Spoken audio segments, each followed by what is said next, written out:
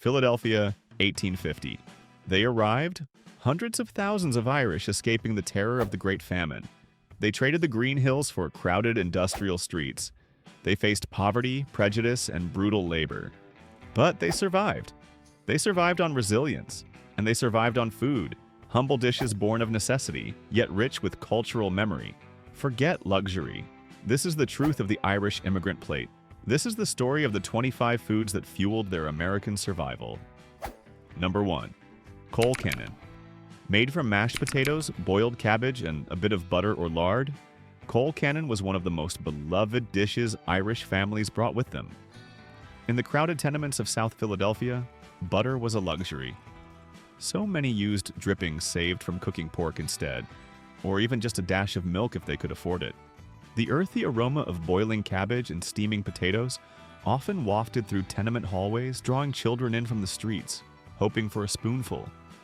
Each bite carried the taste of home, reminding families of the green hills they'd left behind, a quiet echo of a life lost.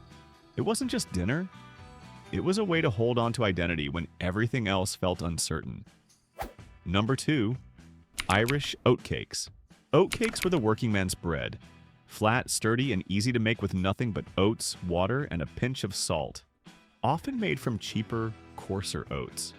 Women baked them in cast iron pans over open flames on their coal stoves, their hands rough from scrubbing laundry or mending clothes all day.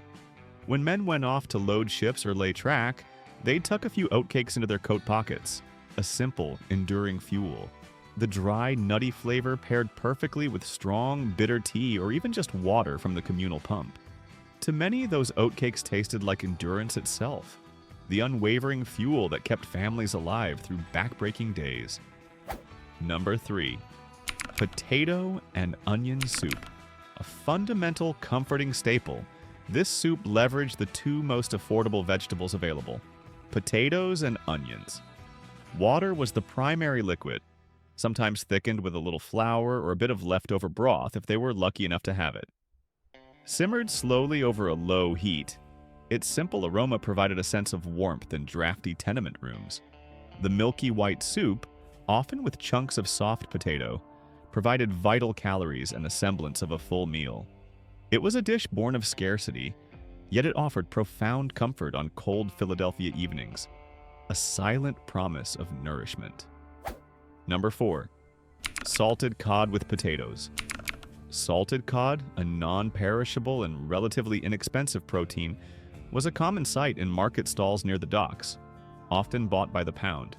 Before cooking, it required lengthy soaking to remove excess salt, a task often left to the children. Once desalinated, it was boiled or baked and served alongside the ever-present boiled potatoes. The flaky, briny fish provided much-needed protein, a stark contrast to the blandness of plain potatoes. For many, this dish represented a step up from daily gruel, a hearty meal that sustained them through demanding physical labor. Number 5. Boxty Boxty was a clever way to stretch precious potatoes. Made from a mix of grated raw potato, mashed cooked potato, flour, and milk or buttermilk. These thin pancakes were fried on a griddle, turning golden brown and slightly crispy at the edges. The smell of sizzling boxty promised a filling meal, a treat that could be eaten simply with a sprinkle of salt or a dollop of lard. It was a versatile and satisfying dish, transforming the humble potato into something more exciting, a testament to Irish culinary ingenuity under duress. Number 6. Cabbage and bacon. Though bacon in the sense of streaky rashers was a luxury, salted pork belly or fatback was more accessible. This tough, fatty cut would be boiled alongside green cabbage, often grown in small urban garden plots or purchased cheaply. The boiling rendered the fat, infusing the cabbage with a rich, savory flavor. The dish was a substantial meal, a source of both calories and some much-needed vitamins. It connected them to the traditional Irish farm fare, a memory of a time when meat was more plentiful, providing a powerful, if sometimes bittersweet, link to their past. Number 7. Drisheen.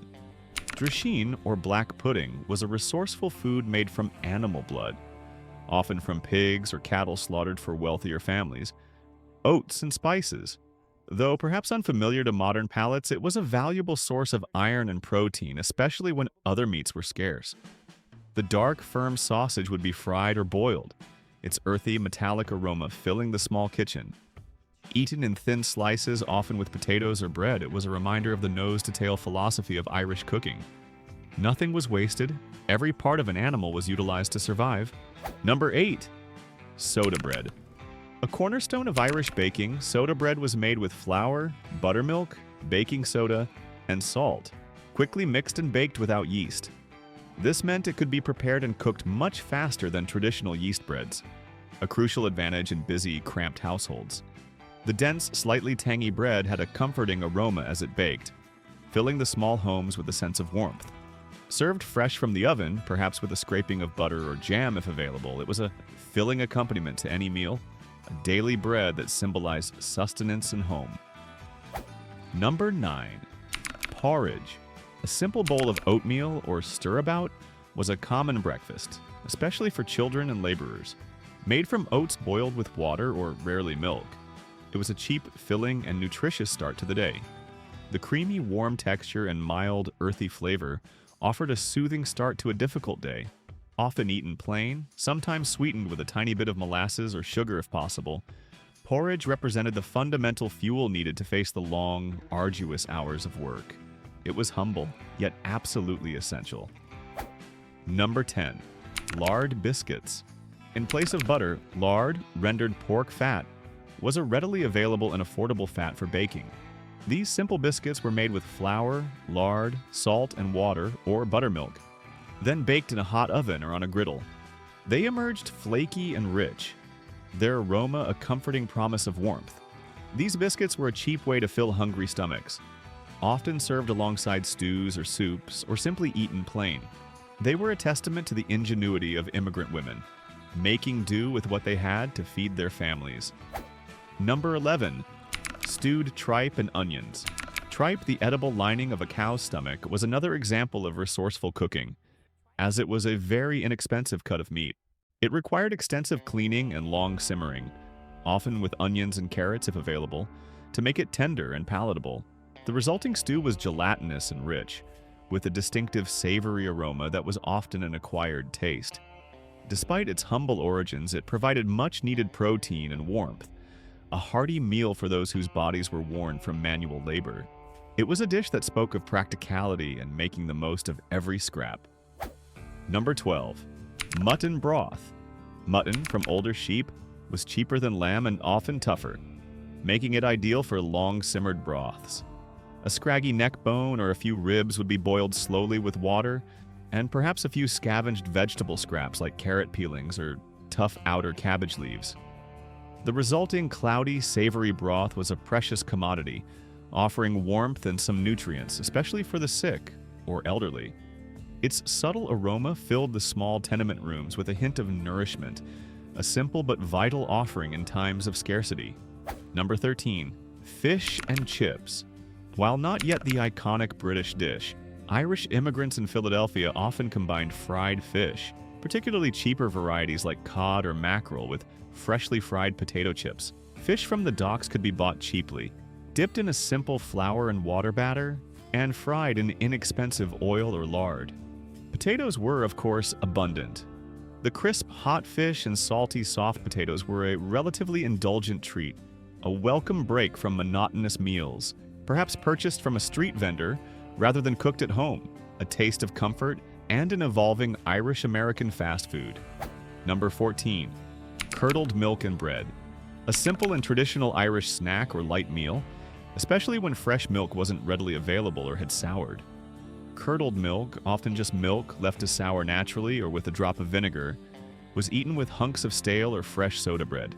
The tangy, slightly lumpy milk provided some dairy nutrition, while the bread made it filling. This humble combination was a testament to making use of every last ingredient, preventing waste and providing sustenance even with the simplest of provisions. Number 15. Corned beef. While corned beef and cabbage became synonymous with Irish-American cuisine, in 1850s Philadelphia, beef was still relatively expensive, making it a celebratory dish rather than an everyday one. Salt-cured beef brisket, bought from butchers, would be slowly boiled until tender, often served with cabbage and potatoes. The rich, savory aroma was a promise of a special occasion, perhaps a Sunday dinner or a holiday feast. It symbolized a degree of prosperity and celebration, a moment of joy and abundance amidst the daily grind, a taste of the American dream. Number 16. Nettles and dock leaves. In both Ireland and in the more rural or neglected parts of Philadelphia, resourceful immigrants would forage for wild greens. Stinging nettles, boiled thoroughly to remove the sting, and dock leaves were common finds, offering vital vitamins and minerals. These greens would be boiled and eaten simply with salt, or added to soups and stews to boost their nutritional value. The slightly bitter, earthy taste was a reminder of the land, a connection to ancient ways of survival, representing ingenuity and self-reliance in the face of poverty. Number 17. Skirts and kidneys. Offal or organ meats were significantly cheaper than muscle meats and readily available from local butchers, often considered undesirable by wealthier Philadelphians. Skirts, diaphragm muscle, and kidneys were slow-cooked in stews or pan-fried with onions, providing a strong, rich flavor and much-needed protein and iron. The deep, savory aroma of cooking offal was a common scent in Irish kitchens. These dishes were a pragmatic choice for families needing to stretch their meager budgets as far as possible, ensuring no nutritional opportunity was missed. Number 18. Dandelion salad. Another foraged green, dandelion leaves were gathered from fields and vacant lots, providing a fresh, slightly bitter counterpoint to heavy stews. Washed carefully, they would be dressed simply with a little vinegar, salt, and perhaps a touch of salvaged bacon fat. The crisp texture and pungent flavor offered a refreshing taste. A brief connection to nature's bounty. It was a humble seasonal offering that added variety and vital nutrients to a diet often lacking fresh produce. Number 19. Thick vegetable stew. When meat was truly beyond reach, a thick vegetable stew became the centerpiece. Root vegetables like potatoes, carrots, turnips, and onions, often sourced from leftover market produce or cheap vendors, were slow-cooked in water with herbs if any could be found. The resulting stew was hearty and filling, providing warmth and bulk. Its comforting, earthy aroma was a constant presence in many homes. This was the ultimate survival food, a testament to making a satisfying meal from the barest essentials. Number 20. Gooseberry fool. For a rare sweet treat, gooseberry fool might appear, especially during the summer months when wild gooseberries could be found or bought cheaply. Stewed gooseberries, tart and vibrant, were folded into whipped cream, or more commonly, thick custard, made with milk and eggs if they could be afforded. The sweet tart flavor was a delightful contrast, a moment of fleeting luxury. It represented a small indulgence, a brief escape from the drudgery, a taste of joy in a difficult life. Number 21. Tea with a slice of bread. More than just a beverage, tea was a ritual.